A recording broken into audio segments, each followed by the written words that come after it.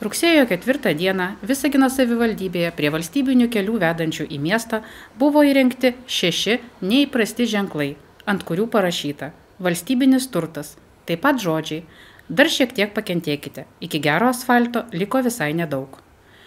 Šis sarkazmas dėl įvažiavimo kelių kokybės papildomas sutrikusio ir pasipiktinusio žmogeliuko piktograma.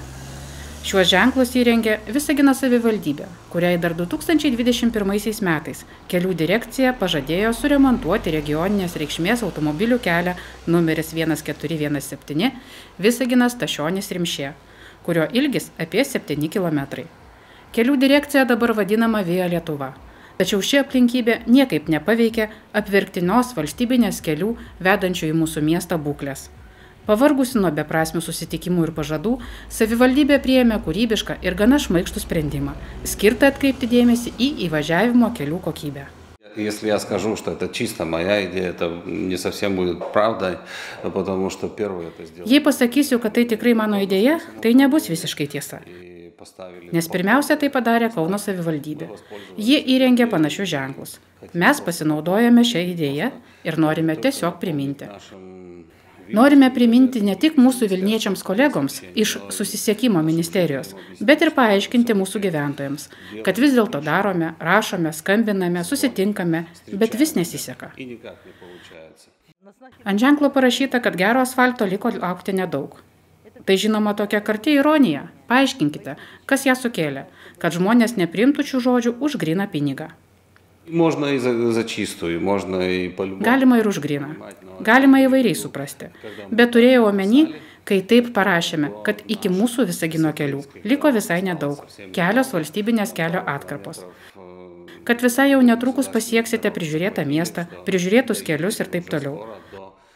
To nereikėtų priimti, kaip kad ministerija jau per metus ištaisys savo klaidas ir sutvarkys kelius, nors ir taip gali nutikti.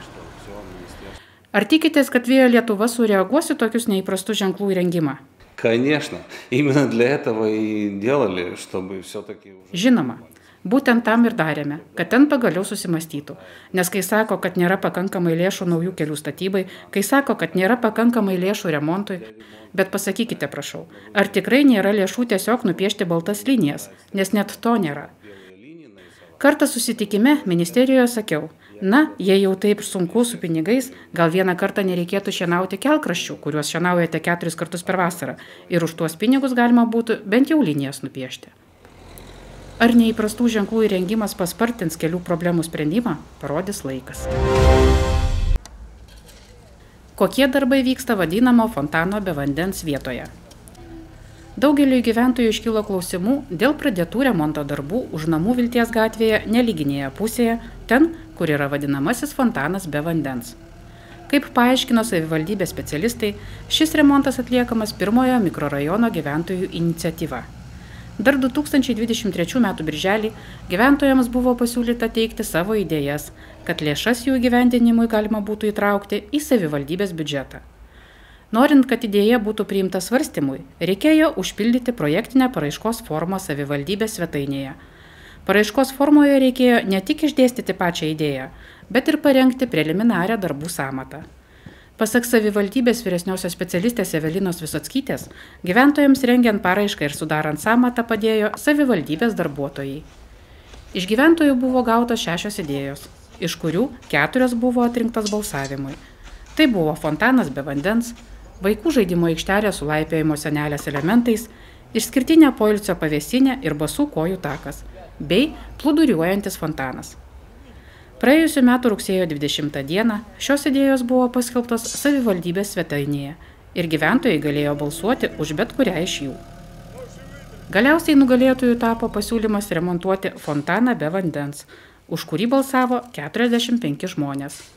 Vaikų žaidimo aikštelė su laipiojimo senelės elementais surinko tik 1 balsu mažiau, o 2 kiti pasiūlymai gavo po 6 balsus. Pagal projektą bus atliekami fontano ir aplinkui esančios teritorijos remonto darbai. Taip pat bus pastatyti suoliukai ir įrengtas apšvietimas, panašus į žibintus virš hamakų ežero zonoje. Darbus atlieka UAB Vaigas. Projekto bendra vertė įvertinta 42 000 eurų. Darbai turėtų būti baigti iki lapkričio pradžios. Lino graviūros paroda Tėviškėje. Rugsėjo 3 dieną Visagino viešojoje bibliotekoje Taikos prospektas 52 atidaryta lino graviūros paroda Tėviškėje. Joje pristatomi tautodailininkės ir sertifikuotos tradicinių amatų meistrės Odetos Tumėnaitės Bražėnienės darbai. Lino graviūra arba linografija – tai linoliumo raižymo technika, atsiradusi XIX–XX amžių sandūroje kartu su šios medžiagos atsiradimu. Odeta Tumėnaitė Bražėnienė yra viena iškiliausių Lietuvos tautodailinininkų. Be lino graviūros ji taip pat raižo medžio pagrindus graviravimui bei yra puiki Velykų margučių marginimo ir karpinių meistrė. Pasak menininkės, jos lino graviūros skirtos kaimo gyvenimo vaizdams, kurie jai puikiai pažįstami nuo vaikystės. Mat ji gimė ir užaugo Keležerių kaime Rokiškio rajone. Dar 1983 metais, studijuodama Vilniaus pedagoginiame universitete, Odeta pradėjo kurti aplikacijas ir dalyvavo parodose, o 1984 metais tapo Lietuvos tautodailės sąjungos nare. Odetos Tumėnaitės Bražėnienės kūryba sulaukė pripažinimo ne tik Lietuvoje, bet ir užsienyje. Ji surengė daugiau nei 100 personalinių parodų, kurios buvo eksponuojamos Europos, Kinijos, Rusijos ir JAV galerijose.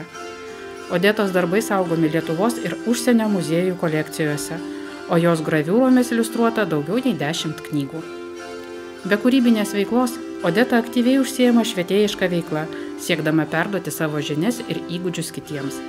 Ji veda edukacinius užsiėmimus ir mokymus ne tik Lietuvoje, bet ir užsienyje – Lenkijoje, Ukrainoje, Airijoje, Vokietijoje, Nyderlanduose, Italijoje, JAV ir kitose šalyse.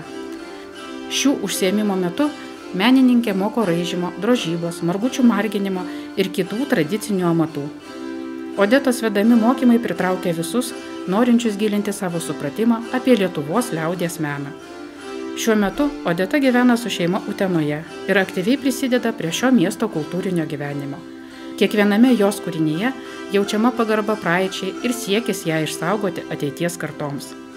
Odeta Tumėnaitė Bražėnienė yra viena iš tų menininkių, kurių darbai jungia praeitį ir dabartį, tapdami kultūros paveldu. Nepraleiskite progos susipažinti ir įvertinti Odetos Tumėnaitės Bražėnienės meninę viziją ir kūrybinį meistriškumą. Paroda Visagine veiks iki rugsėjo 26 dienos.